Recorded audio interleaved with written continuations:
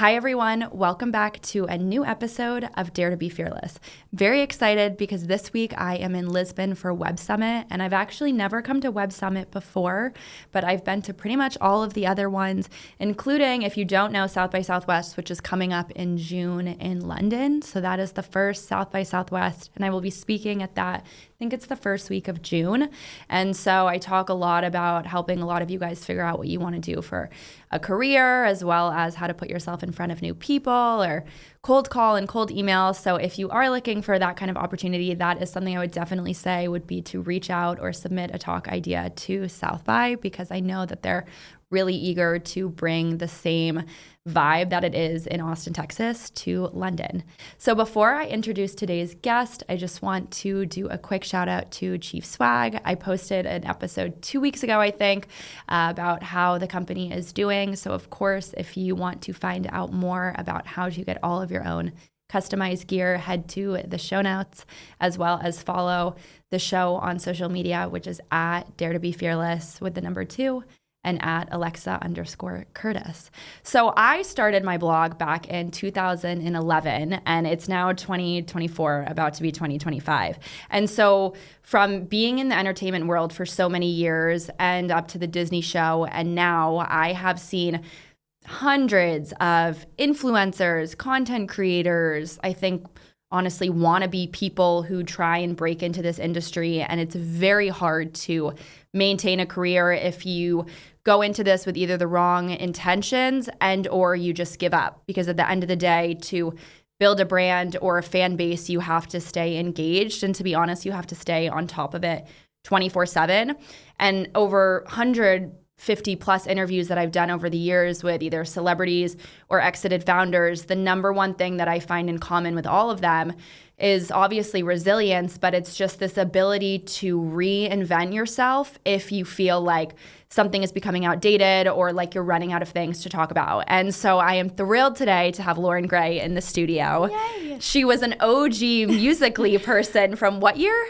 Oh, I don't know what year. 2013, so what would that be? 2016? I'm so bad at math. Me too. Back in the day, like when Vine was a thing. And Yeah. now you just did your first movie on Netflix called Incoming, which is huge. Thank you. I'm so excited because like I just said, I've talked to so many people and I can always spot, I feel like talent who it makes sense that they've been able to build and scale like a personal brand or their social media presence online.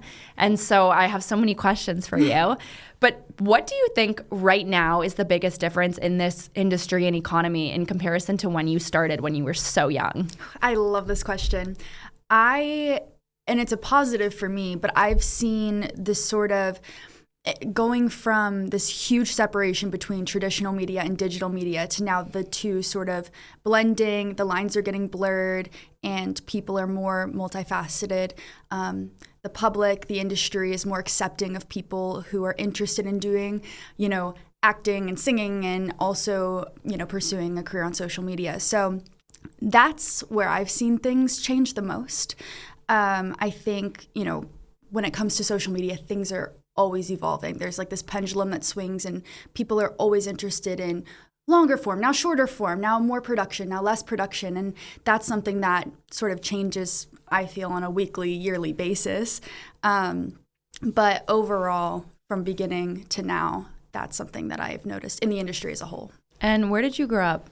I grew up in Philly. So tell me about growing up on the East Coast, and you expected that you would go into something like this or no? No, I say Philly. I'm not from Philly. I'm from like the suburbs of Philadelphia. And I had a very normal life. My parents have very normal careers. My dad's a biologist. My mom was a hairstylist and worked as a bank teller, and she did all kinds of things. But I was always interested in entertainment. I took acting classes when I was 11, 12 years old, before any of the social media stuff was even a thought in my head. Not because I wanted to do it professionally necessarily, but it was just something I was interested in. My mom would take me up there and I would do my classes. Then I signed as a model right before I started social media to women in New York City. And I was the youngest person they had ever signed. And that was a huge deal. And I thought that was it. Like, I thought that was the big moment. And then all of the social media stuff sort of unfolded really quickly and took my attention elsewhere. And from there, a lot of things have happened. But yeah, that's where I started. Were you the type of kid in school who got like straight A's, or were you just Yes. not that? Oh, so you're very smart. Very much an overachiever. Okay. In college, 4.0, have never gotten anything below an A. If there's extra credit, I'm doing it.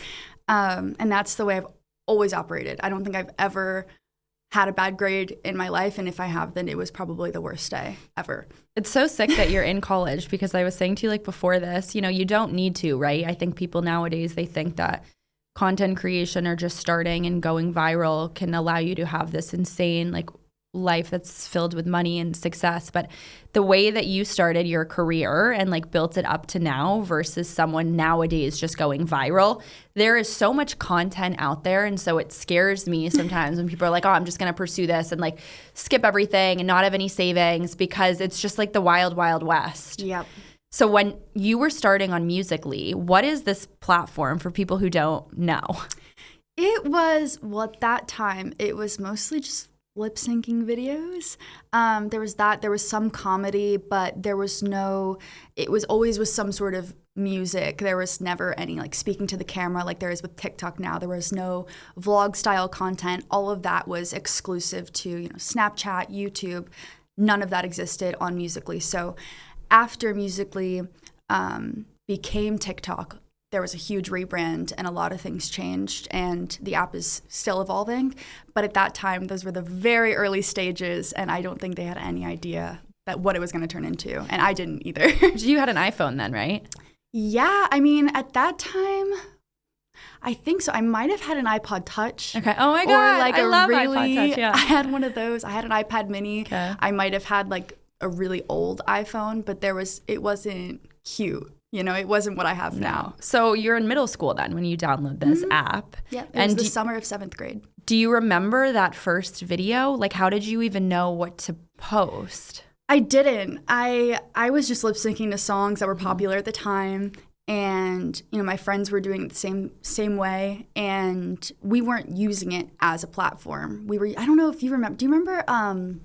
There was this app, and I'm blanking on the name now. Periscope. Dub Smash. Oh no, like I remember it. It was just music, and you would make your video, but then the video didn't exist in the platform. You would take it and post it elsewhere. Was the concept for Musical.ly, and that's the way that we were using it. And it wasn't until my videos started performing well that I even noticed at all that it was a platform. So that was a surprise, but I didn't have a strategy. At that time, actually, I think that it would say your video was featured when it was going viral, and it was almost like you were being picked, like the app liked your video, so they would push it out to the algorithm, as opposed to now your algorithm being controlled more by you. There was certain videos that would be like selected, and a lot of my videos were pushed out to the algorithm. Don't know why. I don't know what made me different. I still don't. Maybe because I was really animated, and I always looked a little older. I was 13, but I still had the same makeup that I wear now. So maybe that was shocking also, but I still don't really know. So do you feel like these kind of platforms, like were any of your friends, like anyone else you knew, doing the same thing, and you guys were all going viral, or it was just you? A lot of people at my school were.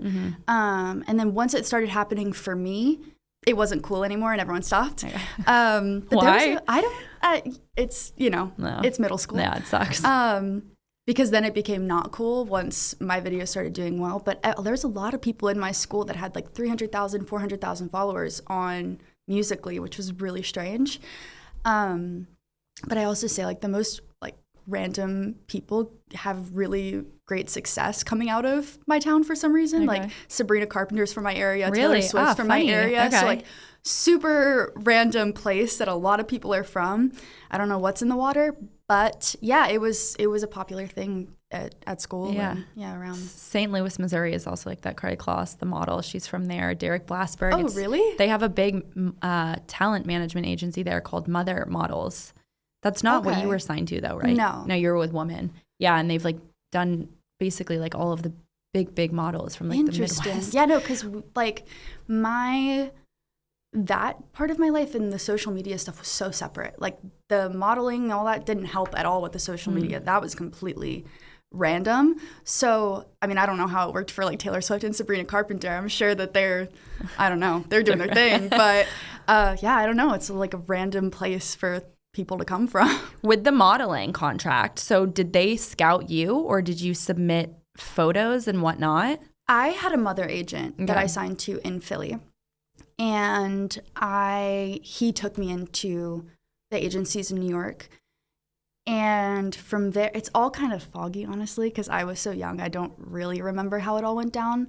But after I signed that contract, then I started the social media. And they didn't really know what to do because they're, again, used to the traditional fashion industry. And I was also signed to innovative artists after I started social media, but they were also more traditional. So there was a lot of instances throughout my career where I was being managed by people who didn't have a focus on digital media. So it was a little difficult for us to connect and work well together. Eventually I found that, and I've been with my team that I have now for, 4 or 5 years.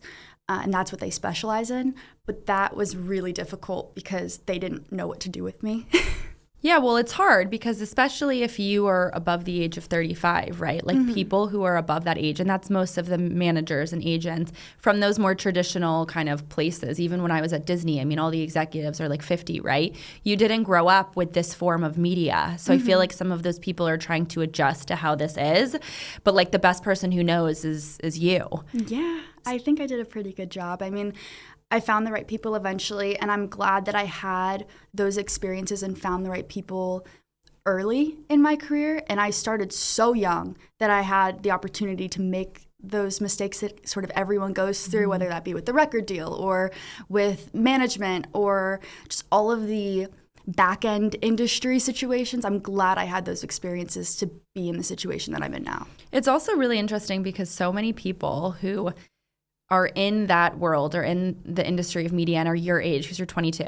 And so, I mean, you've been doing this since you were 13, you said, right? But there's two paths you could go down, right? I mean, you can end up like the rogue, like ex, Hollywood person, because it's a lot. It's like a huge amount of pressure and responsibility. So how do you feel like you've avoided with your success, like fucking up your life? Oh, that's a really good question. I don't know. I feel like there's a lot of things that you have access to when you're a part of young Hollywood. And that's something that you see a lot. I've never been interested in anything that was bad for me. I mean, I've dated shitty people and I've had shitty experiences there. But when it comes to things that could really mess you up, I wasn't interested in partying really. I've always been very regimented, very I just wanted to do as much as I can with what little I had. And my parents also made a lot of sacrifices. So that's something that I'm not blind to. My mom quit her job and moved to California with me. That was a huge sacrifice. My dad stayed by himself for 3 years on the East Coast. And that's something that I was very aware of and something that I didn't want. I wanted to take the advantage of it to the utmost, and I think I'm still trying to do that, but there's a lot of things that can get in the way. You have siblings or no? I have an older sister. Okay. Where was she then when you were moving to LA? She's 8 years older than me, so she was already married. She's having kids. Yeah. I mean, she was on her way to having kids, but I think she was married by that point. My sister and I could not be more different. My sister, has her kids and she has her life and she's very happy. And I wanted the opposite. So eventually, one day, but not yet. It's very inspiring. I told you that you met your current boyfriend on Raya because I said I tried it for years and I had no luck. Well, it's always people like you who go in one swipe and they're like, oh, okay, this is it, I'm done. No, I don't think that's true because I've also had a lot of experience outside of anything like that. That was not great. Yeah. So it's taken a minute for sure, but we're here. So those first 3 years when you're in LA, you then ended up staying after that, or what kind of came to fruition in terms of your career? Because I'm assuming you got off the plane in LA and you've built this platform at the time on Musical.ly, but none of these other apps were out there. Like there was no TikTok, right, at this time? TikTok didn't turn into TikTok until I was 17, okay. I want to say. I could have that wrong, but There was a lot of options. I mean, I was doing YouTube at the time, Snapchat, Instagram. Musical.ly was still a thing. And during the transition between Musical.ly and TikTok, it sort of had this like lull period where no one really knew what was going on with the app. No one really knew what they were supposed to be posting. So I kind of stopped for like not a full year, but close to. And then it sort of picked back up. People were figuring out what the new algorithm was turning into, and I got back into it and sort of learned how to navigate it. But it was always kind of there. I mean, outside of that, Instagram was probably the biggest thing, but it was always there. Did all of those followers from Musical.ly go over to Instagram? Because I find a lot of times creators will say like the people they have on TikTok are different than they have on Instagram or YouTube or whatnot. I think there's some overlap, but it's not all of it. And I think there are audiences that are exclusive to Instagram. But I do definitely see overlap, especially with the fans that are the most engaged across platforms. I'm curious how it started with monetizing it, because in that first phase of like Musical.ly, I mean, that was like that was after Vine or before Vine, if you remember that. Musical.ly was after Vine. It was after. There was a little bit of overlap, but Vine shut down pretty much right after Musical.ly became a thing. Why did you not start on Vine? I was too young. Okay. I watched Vine, but I never saw being an influencer as something that I would ever do or something I was interested in or something that I saw as a career. I watched influencers, I guess. I watched creators. I watched PewDiePie. I watched Jenna Marbles, all those like OG YouTubers. I wasn't super into Vine, but I didn't see it as that was their job. I just saw it as something that they were doing because they enjoyed it. And I didn't know the first thing about doing that. Didn't think I had the personality for it, or didn't think I wanted to do it. And then once it happened, I loved it because I was, homeschooled at the time. I didn't have a lot of friends, and this community came out of nowhere, and everyone cared about me for the first time. And obviously my family did too. Yeah. But outside of that, I didn't have much. Yeah. So it was exciting, and I learned how to do it. I picked it up. I watched videos on how to make YouTube videos, and just sort of picked it up from there. But monetization, so my first brand deal ever was for Android. And my parents had no idea that this was something, just like me, they didn't know it was something that you could monetize. So I came to them and I was like, Android wants to pay me. I don't even remember how much. It was like Did they email you? $200. Did they DM you? Yeah, they emailed me. I was like, Android wants to pay me like $200 to post this video. And my parents were like, what? So after that, my mom was like, okay, this is getting to be bigger than we thought, because they thought it was just a hobby, and now it's turning into a business. So my mom started paying attention to she already was paying attention to what I was posting, but even more so, and paying attention to what was coming in until it got sort of out of her realm of knowledge. And then we started bringing in, agents and different people to try. But yeah, that was my first deal. And I had obviously the brand deals built from there. I was making money on YouTube. It was being taken from a manager who knew commission. That I didn't know. No. Knew that I didn't know that I was monetizing, where I was making like $3,000 a video, and I was receiving probably $100 out of that. Shut the fuck up. Yeah, so that was for like a good year and a half, and I was getting brand deals for like $10,000 and receiving $200. Never got that money. Don't know where it is. How did you find out that was happening? So after the fact, I had spoken to someone who had come into the label, and he's like, oh, I used to bring deals to your manager. And I was like, oh yeah. And he was like, yeah, you were getting good deals. And he was like, I was paying you like $10,000 a post. And I was like, no, I was getting maybe a couple $100 a post. So that's how I put the pieces together on that, which sucks. But again, a learning lesson. And I don't know where those people are now. I hope that they're... Did they find you, or did you go to them and say, do you want to rep me? Once I started making friends in the industry is when I started meeting more people with a focus on digital media and social media. So once I had friends in the industry who were a little more knowledgeable than I was, I met their people and went that path a few times. Didn't always work out. But it's just like the slow sort of networking of figuring it out.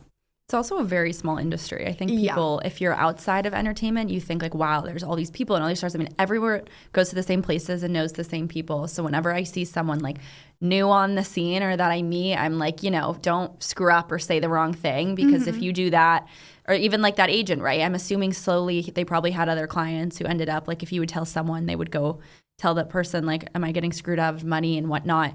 I'm wondering, so when you're making videos, because I think a lot of people would be curious. So you said you could make like $3,000 off a YouTube video. How many views do you have to get that?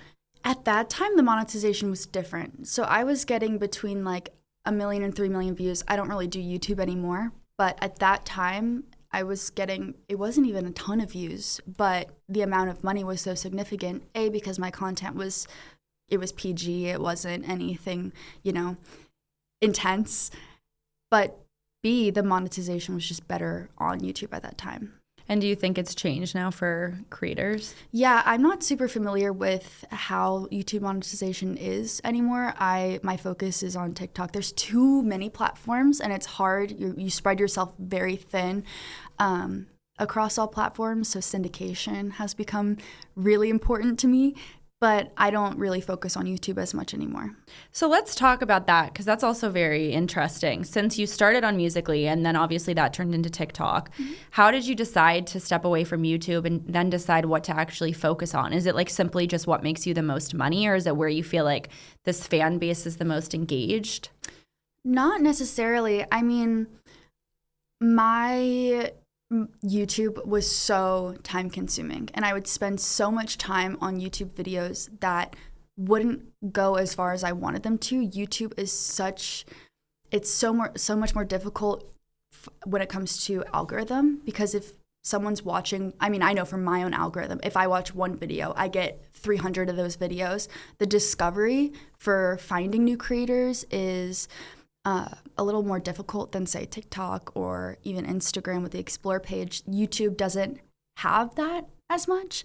So I feel like YouTube is also focused more on podcast content now and things like that, where, people aren't making vlogs as much anymore. And that's what I enjoyed doing. So there was a lot of changes in the platform and in my interests that I just felt like my time would be spent better elsewhere. I like shorter form content. I like longer form, but it just takes a long time if you don't have an editor and you don't have all of these things. And I like to do it myself. I like to do everything myself. So giving up that control to have someone edit a video is also difficult for me. So there's a lot of, I still use it every now and then if I have like an exciting trip and I want to edit something together and put it up, but it's not my focus. So what out of everything then do you love the most? Because I mean, you have to be in a sense kind of on 24/7, right? Yeah.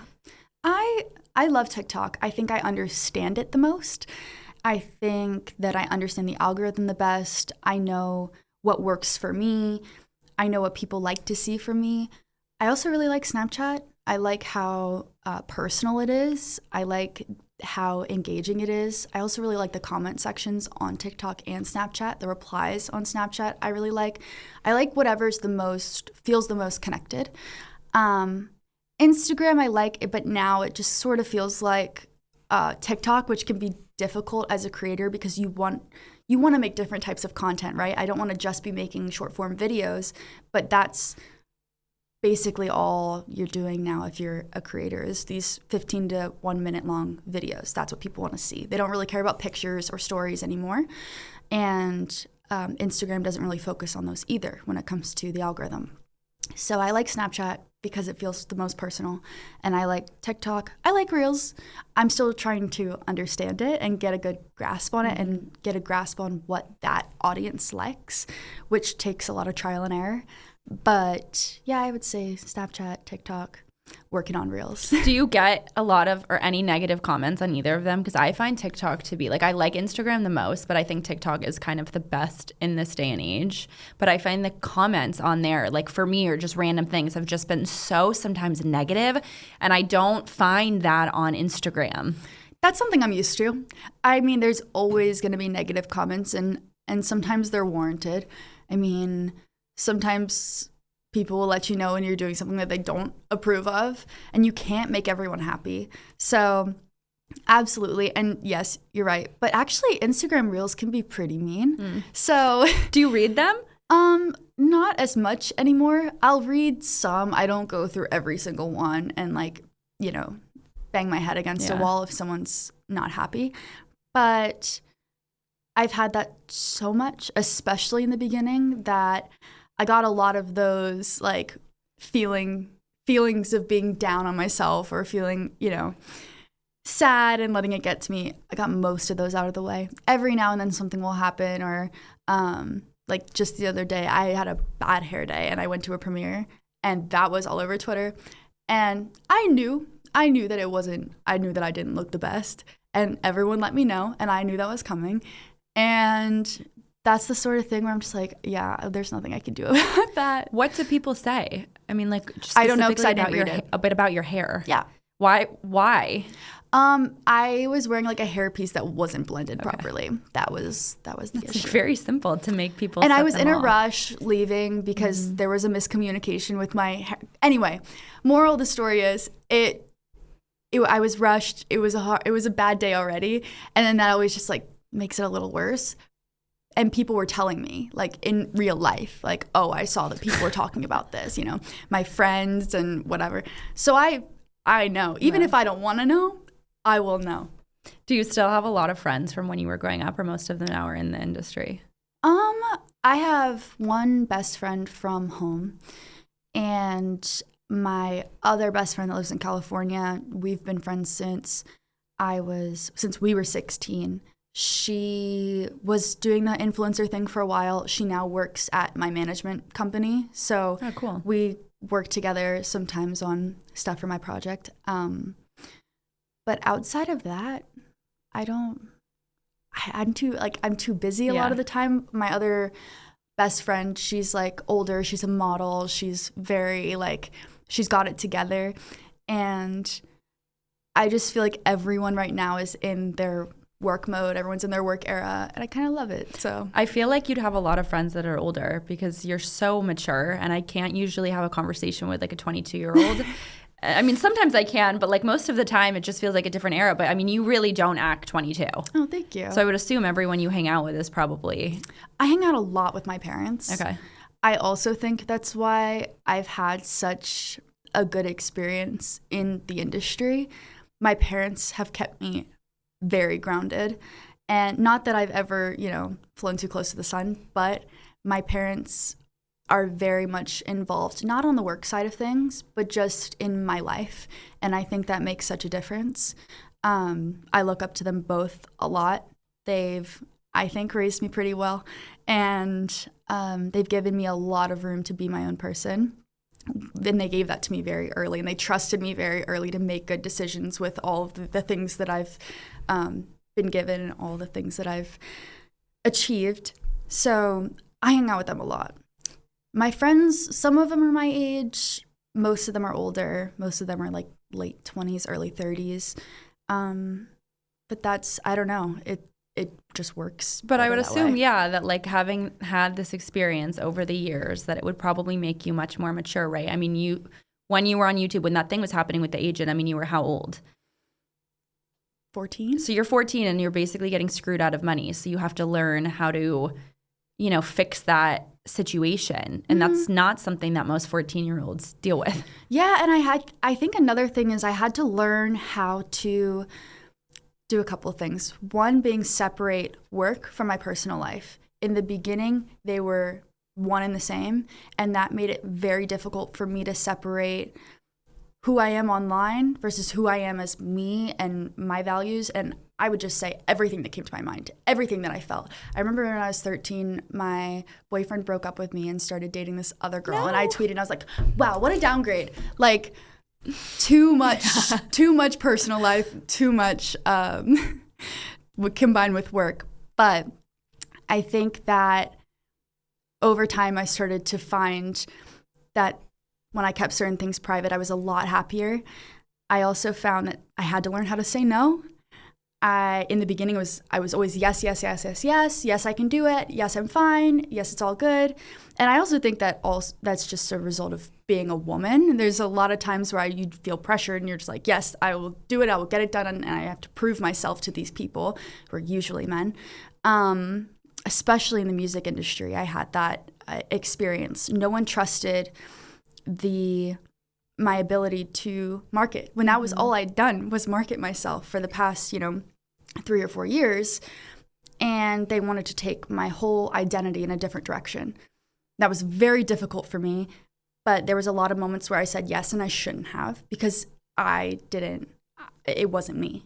So over time, I learned how to say no, and that's sort of when my relationship with the record label fell apart because it was a lot of, once I learned how to say no, It was a lot of no's.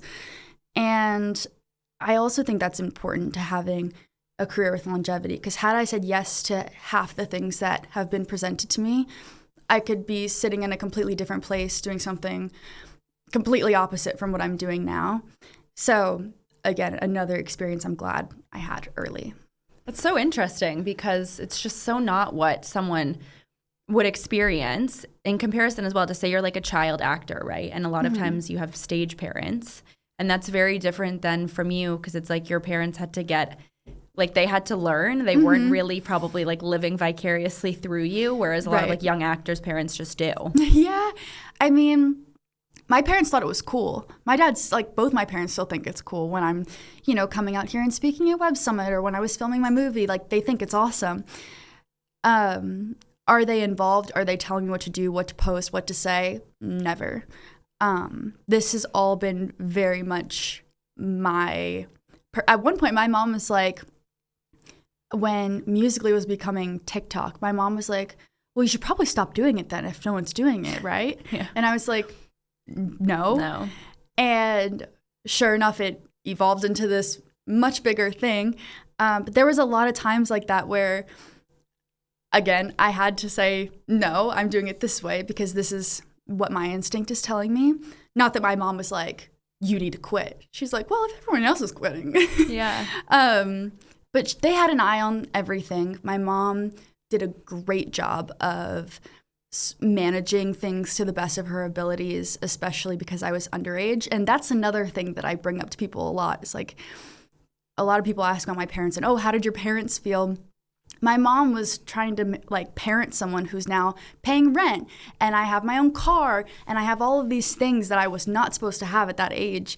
So how do you parent someone in that situation? And that, now that I'm a little older, looking back, now that we've lived apart for a long time, I can imagine how difficult that must have been for her. And even my dad getting phone calls, Lauren's doing this, and they're trying to parent, but it's this situation that none of us expected. But I'm grateful for them. And they tried really, really hard to understand and to make sure that I didn't end up in situations that I sometimes did end up in. But they navigated it as well as they could. I think a lot of times some people are just born as well with like a natural gut intuition of things that are meant to be happening or like what's right versus wrong. And it seems like you would maybe be someone who wouldn't do something just because everyone else was doing it, even if you felt like that would maybe help your career, etc. I mean, you said about sometimes figuring out how to post and what not to post. Have you had times where you're like, this was just too much to post online, or, this was not the right thing, or it was too personal about my life? And have you ever then on the other side felt like just really burnt out from posting? All of the time, to both of those questions, because there's been times, I remember I filmed my wisdom teeth removal. I had not the actual surgery, but my friend filmed me after, and I was, on all the drugs that you're on after wisdom teeth, whatever. And I edited it all together, and I watched it back, and I was like, the world cannot see this. This is bordering on sad, and no one needs to see this. And there's been a few times where there's been, people want me to post this, or someone wants to see this, and it's just not something I'm comfortable with or something that I think the world needs to see. And as I've gotten older, I've gotten better at discerning what I want to put out. Burning out, yes, I feel like every week. Especially when I was like 16, 17, I was so regimented. I would wake up, I would go to the gym, I would do my hair, I would do my makeup, and I would sit in front of my little vanity mirror and make videos all day. That's all I did was watch videos, make videos, watch videos, make videos. And then COVID happened. And when COVID happened, like the actual ability to go out was taken away. I was like, man, this is really all I do. Mm-hmm. I need to find other things to do. So I feel like if I hadn't done that and I hadn't found hobbies outside of social media, I don't know if I'd still be able to do it, because that was such a routine and it sucked the life out of everything I was doing. It ruined the passion that I had for it, and I had to build that back. Oh, that's good to hear someone say, because I think a lot of people expect that it's like the most fun job in the world. But no, I hate looking at myself. Yeah. Why? I look at myself all the time. Yeah. My entire job is looking at myself and making sure that I'm likable, mm-hmm. and that people are going to like the way that I look. People are going to like the way that I sound and what I have to say and what I'm doing and being interesting. And I don't take pictures if I don't have to, because I see myself every day, and my job is so self-centric that it's exhausting. Like, my own face is exhausting to me. You remind me of myself, because that's how I was when I was like 14, 15, and I had started this blog and I was doing online high school. I mean, it was like wake up, work out, and it's like the other kids are just being normal at school. And when people are like, how do you explain success? And I remember those like early days, and mm-hmm. I just think some people are naturally I don't even think hustle is the right word. You just have a natural intuition in business of just mm-hmm. like, you're going to get further if you put more work in, versus if you had just sat on all these followers and like, you probably would have made money, but would you have been able to have this kind of longevity as a brand? I don't know, because people mm-hmm. now have millions of followers, and they will probably, 90% of them maybe be forgotten, right? Because they don't put in that work ethic. What advice would you give to someone who right now looks at you and like how many TikTok followers do you have? 20 million? Like 53 million. That's insane. Like, what do you say to someone, how to get that? Like, should they do this? I think you have to go into it with the right intentions. My advice used to be, just be consistent and do something you love. And that's also important. But social media is all about community. I think the only reason that I got from point A to point B and then point B to point C is because I was invested first in the community. That's what I loved about it before money even got involved. I was looking for that. I needed that support. I was giving that support, and I built an audience that I really, really loved and cared about. And it's very difficult to monetize and maintain an audience if you're not passionate about it. And I think I get a lot of questions like, well, how do I become a big creator? And that's what I want to do. You have to really love it, and you have to love the people. And it's a lot of talking to people and interacting with people. That's what social media is. So if you can't do that, then you should do something else, because it's all about the fans. And it sounds really corny when I'm saying it, but it's true, because if you don't love the people that are supporting you, it falls apart so quickly. And I feel like it works like that in any brand, right? If you're creating a product, but you don't have the consumers in mind, that product is not going to perform well, because the consumers don't feel heard. They're not buying into that product. So I think that, combined with the consistency, because not everything is going to hit, not everything is going to be, 1 million, 2 million, 10 million views. Finding your niche, finding what works for you, and finding ways to stay passionate, and finding new ways to look at things, new ways to present your content. Over time, I've gone from 15-second lip sync videos to 20-minute vlogs to now like 15 to a minute long vlogs or makeup videos or whatever's happening at that time. So you have to be quick on your feet. And I think overall you just have to really love it. Is that why you started acting? Because you were getting more, I don't want to, is bored the right word, but kind of like antsy with just the content? Not necessarily. Acting was something I was interested in before all of this. And because traditional and digital media were so separated, I didn't think that was going to be an opportunity that would ever arise for me. So once I started social media, I kind of hung up that dream because I was like, well, this is what I am now. And now that traditional and digital media are sort of blending together, I noticed more opportunities coming from my agency and more self-tapes. And of course, there's always going to be, scripts coming in that are like, we want you to play this part. You're going to play an influencer and you're going to post this, this, and this. And it's very much like handing you a role to say that you're an actor. It's very transactional, right? Because then the movie, they want you to post the movie to your following. And yeah, there's been a lot of things like that have been presented to me, and I never took them because if I was going to be in a movie, which was my dream way before all of this, then I wanted someone to think, okay, yeah, she's done this, but she can act. And I wanted to have to work for it. So when I got the script for this movie, I did a self-tape, and they were like, okay, we want to see more. I ended up doing like 6 or 7 self-tapes and then going in person and doing like 2 auditions with the directors. I did Zoom calls with the directors, and it was very much not handed to me. And so I was really, really grateful that got to be my first project, because I think, again, when it comes to intuition, there was a lot of things that came to me that just didn't feel right. And this felt right. So I don't know how else to put it other than I had to work for this one, and that's what I wanted to do. As an influencer creator with so many followers and then going into acting, do they ask you, about posting on your social? Is that like something that's required? Do they pay you more or less if you have a massive following? Because, there's even actors who have less followers than you do who are very famous, but like don't have that particular number. I was probably paid as much, if not less, than the other actors because I'm not an actress. Yeah. This is, if you take away the following, I'm essentially like someone who's never acted before, has never done anything, when it comes to film, TV at all.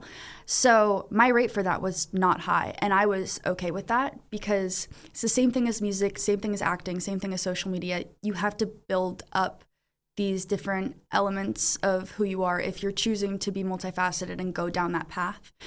And for me, I didn't care. They could have paid me nothing and I would have done it because I know what it takes to start from the beginning, and you have to be okay with starting at the beginning. So I was perfectly okay with that. They didn't expect posts. There wasn't like a posting schedule, but naturally I'm going to. Yeah. It's my first movie. I'm excited about it. There was nothing where they were like, oh, you need to post this trailer or this, but I was happy to share it. And everything surrounding that movie in terms of press and things that I was posting were all very natural, all very like organic to me, and I appreciated that experience. My experience in the film industry was so great comparatively to like the music industry, which is most of the time a disaster. So just seeing that I could work in a traditional space and pull it off and be respected for the work that I put in and not what I had already built was really, really great. Did they give you an acting coach or anything? You had no acting experience? Well, no, I had worked with acting coaches as a kid, and then leading up to, I had always worked with acting coaches when I was filming self-tapes. But, there's hundreds of people auditioning for every role, probably thousands and whatever. So there was a lot of roles that I auditioned for. You never hear anything, and it's like, well, whatever. Yeah. But this one was really special, and I worked really hard. I had like 4 different acting coaches, and I wanted it really bad because I loved the script and I thought it was great. So that all worked out. But yeah, I had worked with people, but again, like no experience in terms of like booking anything. What was the most unexpected part of filming a movie, and then what was the best and what was the worst part of that? So I'm a control freak. I like to be in control of everything. And the social media aspect of my job allows me to do that. I, can decide what time I'm waking up, what time things are being posted, what everything looks like. And when you're a part of a film or a TV show, all of that goes out the window. You're contributing to someone else's plan, someone else's project, someone else's vision. And that was a little hard for me at first because I'm like, well, my makeup always looks like this, and now it looks like this, and my hair usually looks like this, and now it's different. So that, I think, just not having control over that aspect of things was a little jarring. But over time, that's the part that I started to love, because being a part of someone else's project, you're bringing something else to life and you do your part. It's like working on a team as opposed to like doing an individual sport, you know? So I really ended up enjoying that aspect of things. And I think that's what has drawn me back to film. And that's why I want to do more, because I think I can work well in a team. And I enjoyed the camaraderie of it and the friends that I made and the people that I met. And you don't really get that with social media. No, it's isolating. It's very isolating. You see people at events, but everyone's like sussing each other out.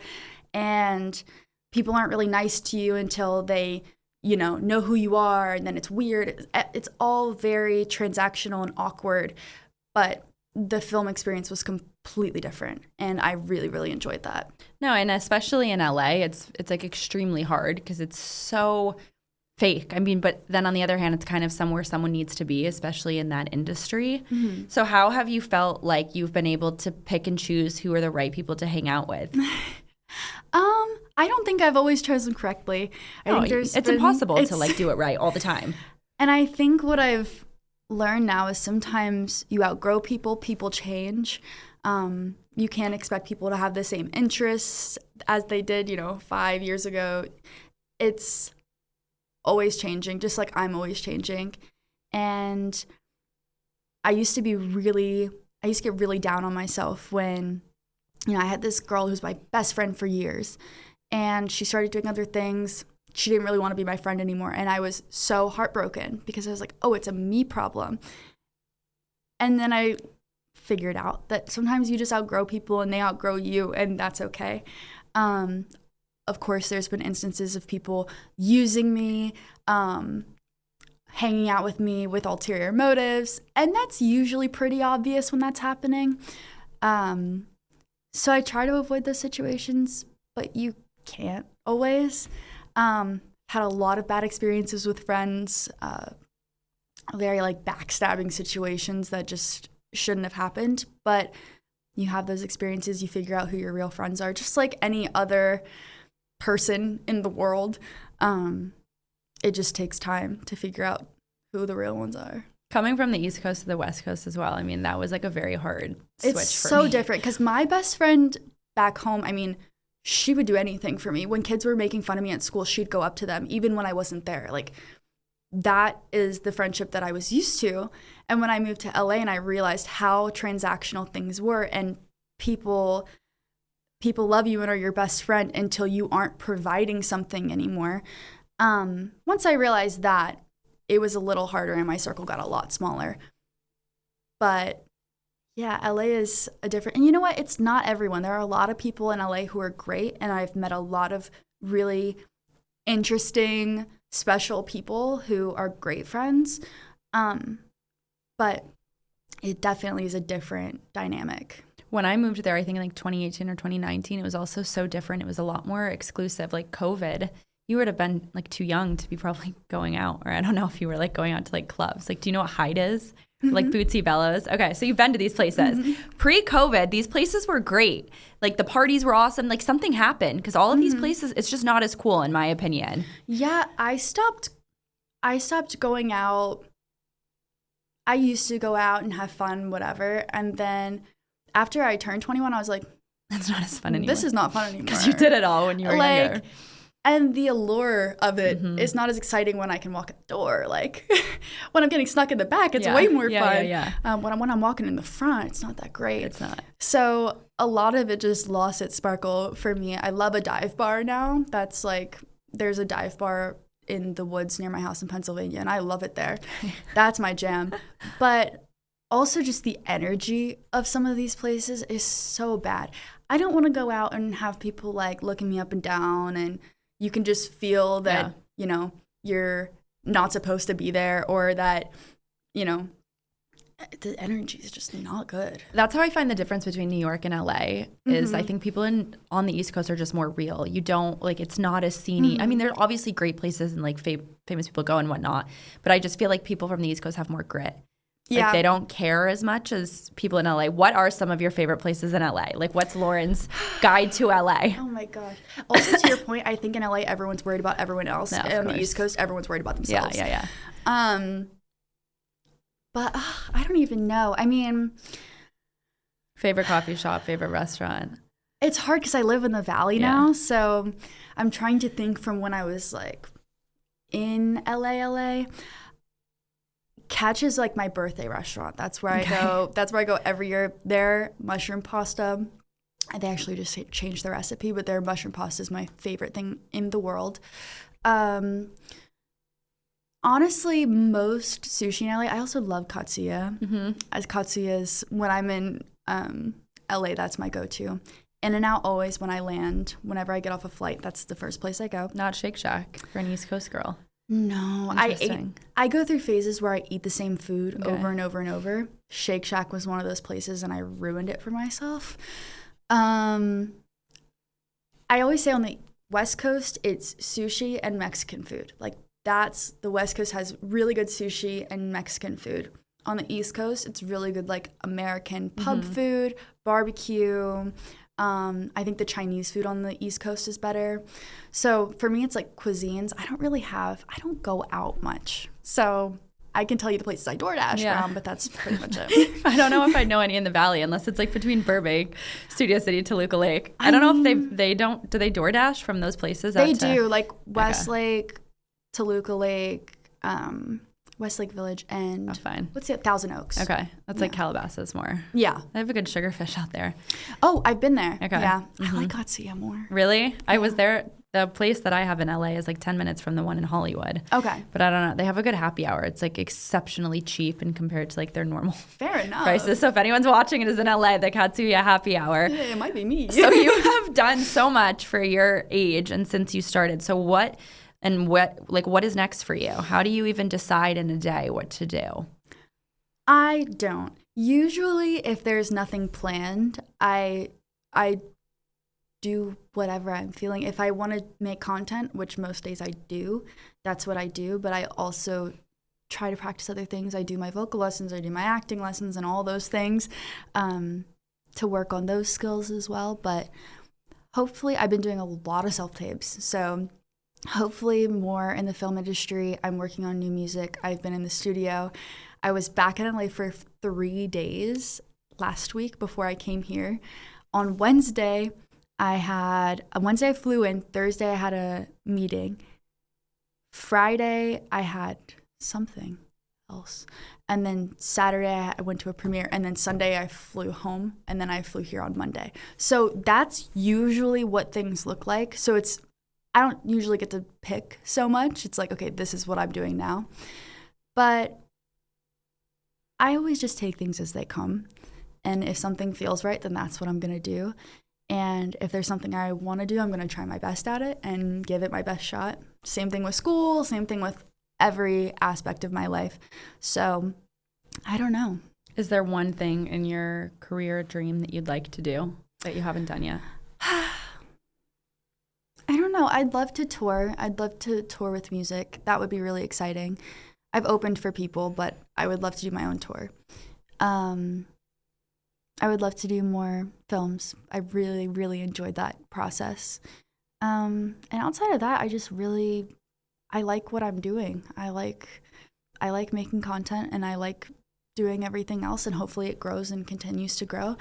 But that's all I can ask for. Well, you have been such a pleasure to talk to. Thank you. Where can everyone find you on social media? You were in this movie. Is there anything else in the future movie-wise that people can see you in as of right now? Not as of right now. Right now we're back in the auditioning phase, which is hard. A lot of fun. Yeah. But I'm working on music, so hopefully that'll be sometime-ish soon in the future.